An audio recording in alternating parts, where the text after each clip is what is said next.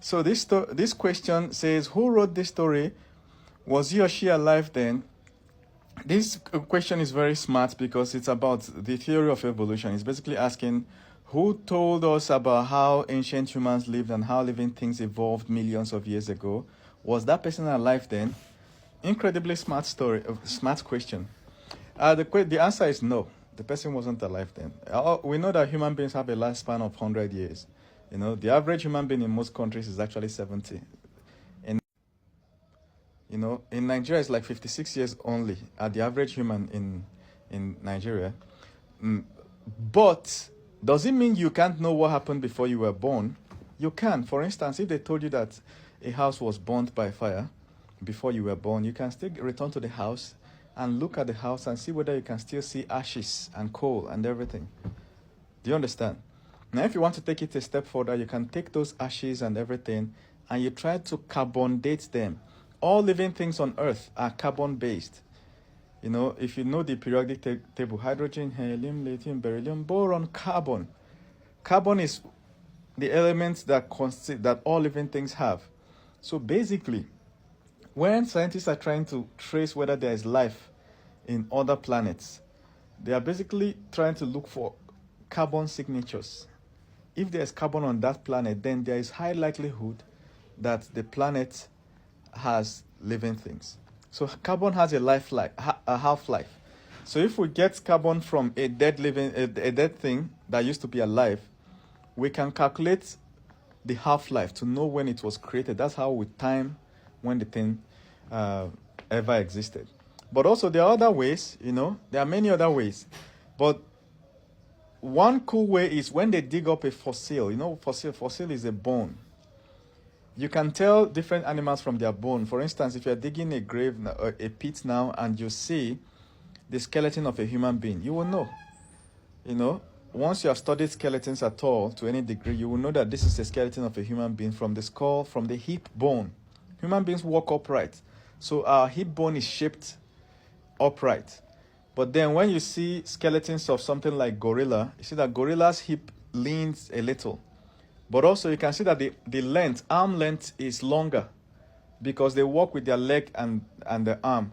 Their legs are shorter. Human legs are longer with shorter arms. So these are adaptations. Humans walk upright, so our legs have to be long and the ball of our feet has to be flat. We don't walk on toes anymore.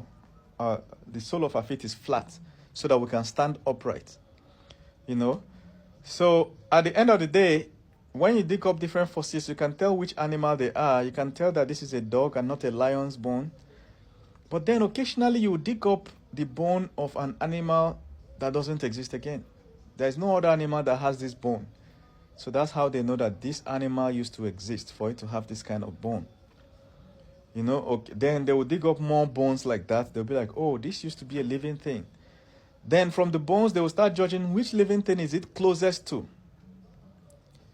So if it looked like a dog, they will start checking what are the key features in the bone of a dog that makes it a dog. Dogs have key features in their bones that make them a dog. So if they see that this thing looks very close to a dog, but then maybe the face is somehow, the teeth is somehow, they can now know it's in the same family with a dog. They will now try to date it. When did it go extinct? When did it die? When they date it, carbon date it, and they will now see, oh, this thing came before dogs. And like that, before you know it, they have pieced together the family tree where it fell and what made it extinct. If it went extinct around the time that there was a volcano or ice age, like most mammoth. Mammoth is a very huge type of elephant that went extinct about 5,000-10,000 years ago. Because the world suddenly became too cold and many parts of the earth froze. So these elephants froze out. So till today, in places like Alaska in the US, in the ice, they are still digging out these elephants because some of them were trying to migrate to hotter regions when they just froze out and died. So their body is still intact, as if they put them in the fridge yesterday. Ice freezes things and prevents decay. So when they get it, they can compare the bones and say which other animal is it closest to. Oh, elephants. So this is a cousin of modern day elephants. Do you understand?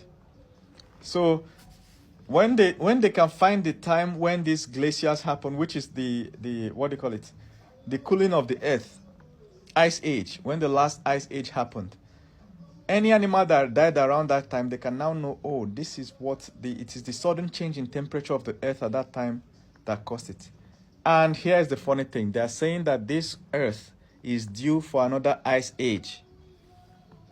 Sudden change where everywhere becomes cold and freezes, ice block everywhere.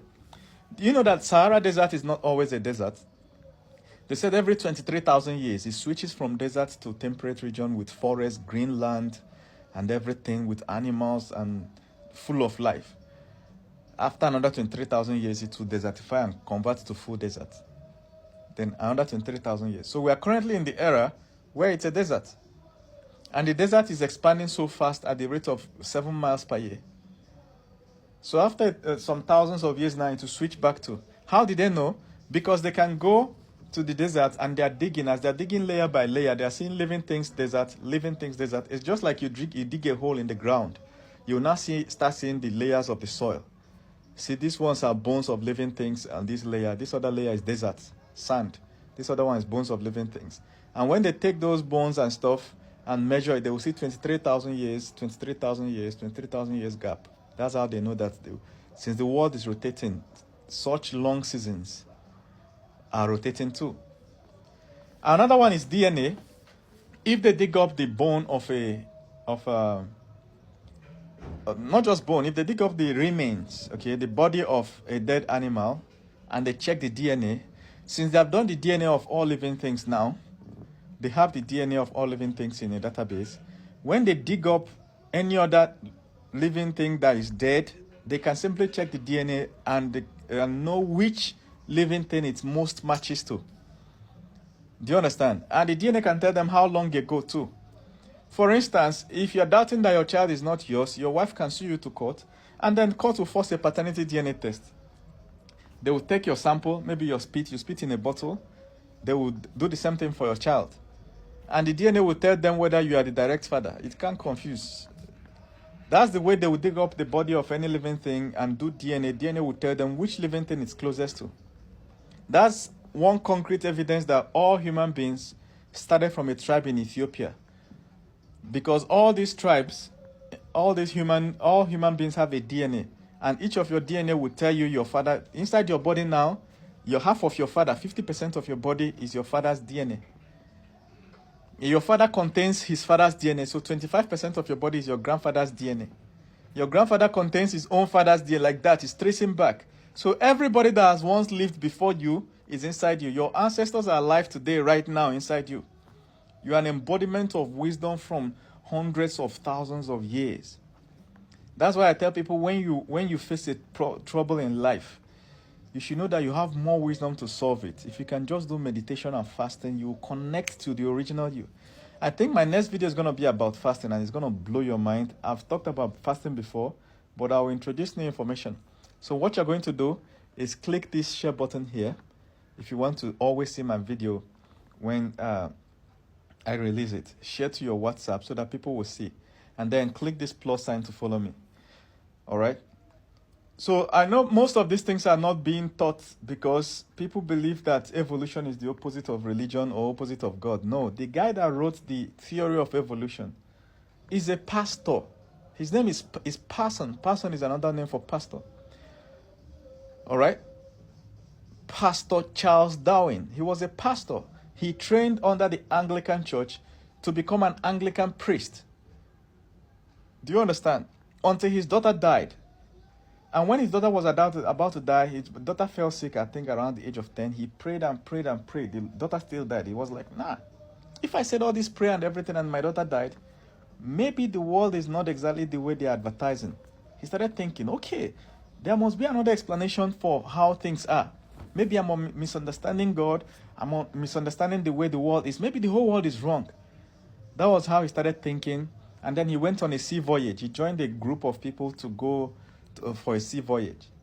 Then on the sea voyage, as they are moving from island to island, he saw that the beds, the living things, that the bones they are digging up there are slightly different from the one in the next island. which means only one thing, that the animals in each island are adapting to each island, the nature and everything in